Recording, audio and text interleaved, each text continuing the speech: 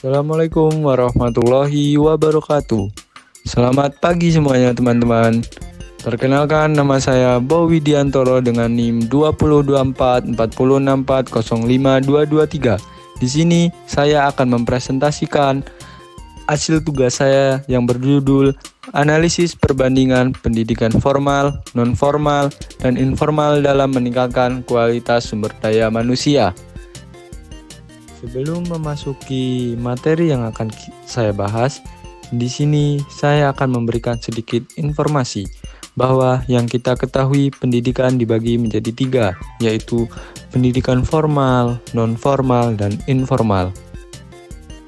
Pendidikan formal adalah sistem pembelajaran terstruktur yang berlangsung di lembaga pendidikan seperti sekolah, SD, SMP, SMA, dan perguruan tinggi.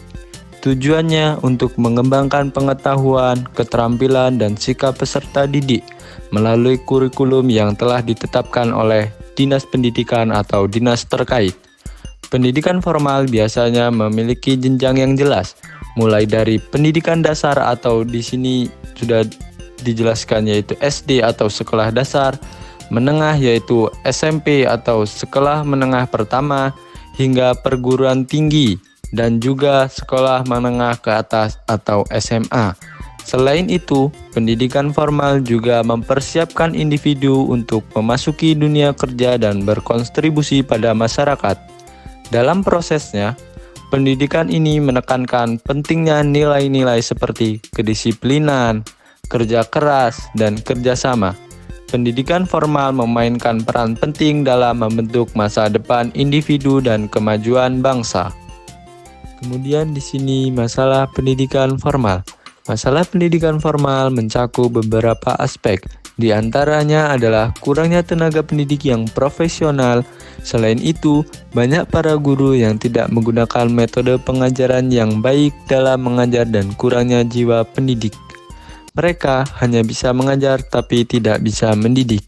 Khususnya pendidikan karakter yang begitu sulit saat ini untuk diubah, baik dari diri muridnya sendiri maupun dari usaha para pendidik, serta kurangnya fasilitas yang memadai di banyak sekolah.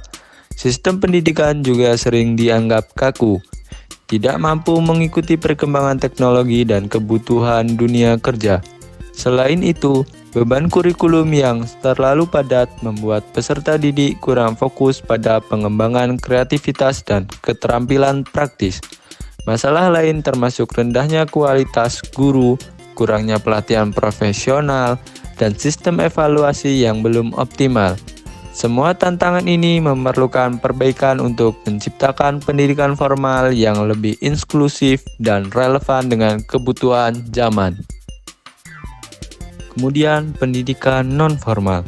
Pendidikan non-formal merupakan jenis pendidikan yang diselenggarakan di luar pendidikan formal, yang direncanakan dengan matang dan berorientasi pada pembelajaran mandiri, seperti kursus, pelatihan, atau kegiatan komunitas.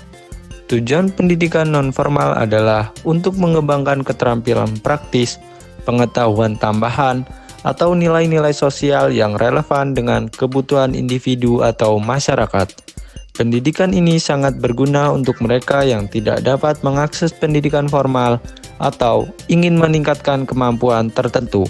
Selain itu, pendidikan non-formal juga mendukung pembelajaran sepanjang hayat, memungkinkan individu untuk terus berkembang sesuai dengan kebutuhan zaman. Kemudian, masalah pendidikan non-formal.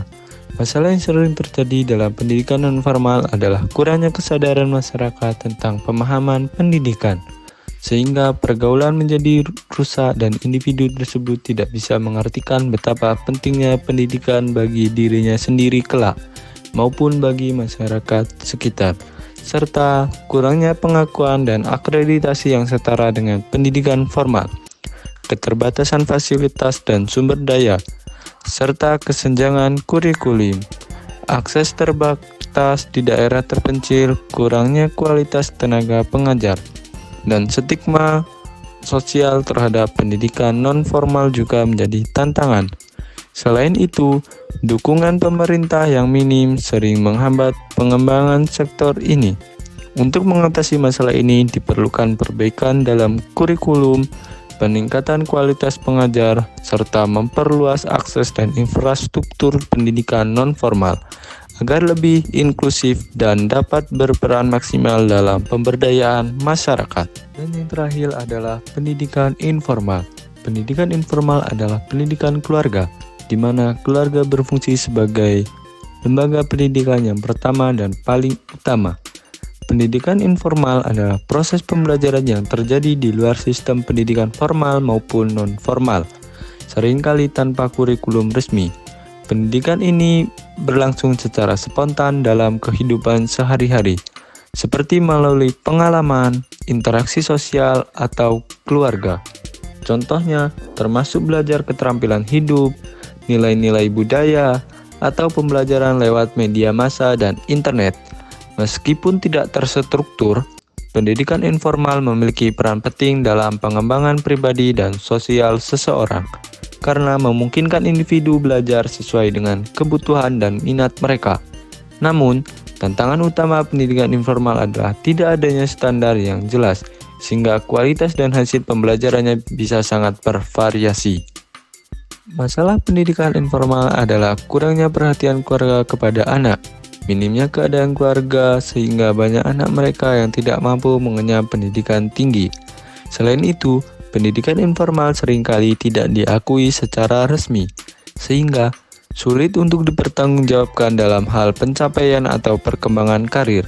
Kurangnya fasilitas dan sumber daya untuk mendukung proses pembelajaran juga menjadi hambatan, terutama bagi mereka yang tinggal di daerah terpencil atau kurang mampu. Tanpa adanya dukungan sistematis, pendidikan informal cenderung kurang maksimal dalam memberikan manfaat. Sekian presentasi dari saya. Jika ada kurang dan lebihnya, saya mohon maaf. Terima kasih. Wassalamualaikum warahmatullahi wabarakatuh.